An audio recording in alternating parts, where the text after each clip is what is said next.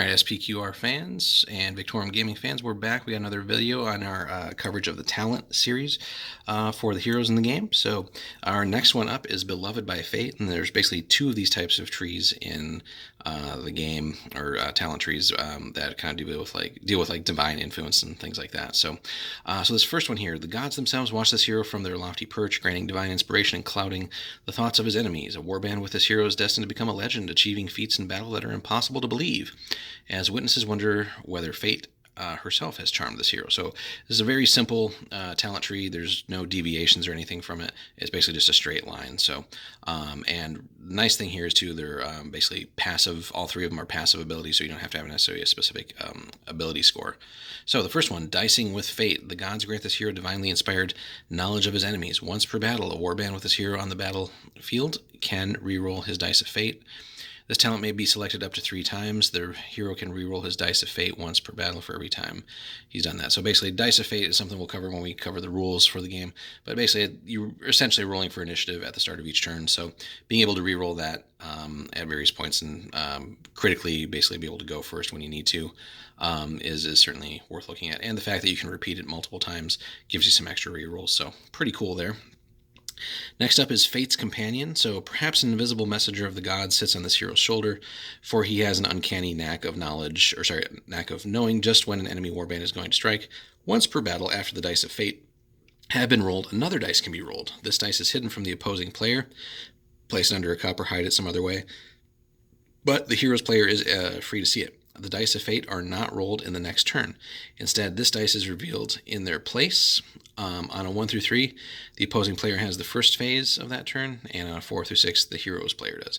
So you can essentially have some control over the next turn, basically.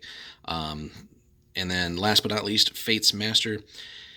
As impossible to believe as it is, the gods will directly intervene when this hero most needs it. Once per battle, after the dice of fate have been rolled, the hero can declare them null and void, and instead choose which warband will take the first phase this turn, which is a very powerful ability. So once per game, you know exactly whether you want basically to be going first, which seems like the most common use for it, or if you're going to let the opponent go first. But you definitely have to invest some time to get to that specific ability, but pulling that at the right time can be absolutely devastating, especially if the opponent really desperately needs to go first. That can definitely swing the tide of a battle right there. So this whole tree is basically all geared around controlling, basically, or having some influence over who's going first, who's going second, things like that. So you definitely can spend a lot of time putting your talents into multiple copies of Dicing with Fate. But again, it's just another roll. So it's not guaranteed, of course, that you're going to still win even after the reroll. So what I would probably go with is maybe just one of those, and then kind of try to get to Fate's Master, just because that ability is for sure, and knowing when to pull that is certainly going to be a powerful ability. The others definitely have some uses, but a little bit more situational, especially the Fate's Companion one. So really, I would really just honestly go through and get Fate's Master and then be done with it. Putting 3 talents, essentially 3 of your talent points into Dicing with Fate is exactly that. You're basically gambling on that and hoping that you'll win the roll.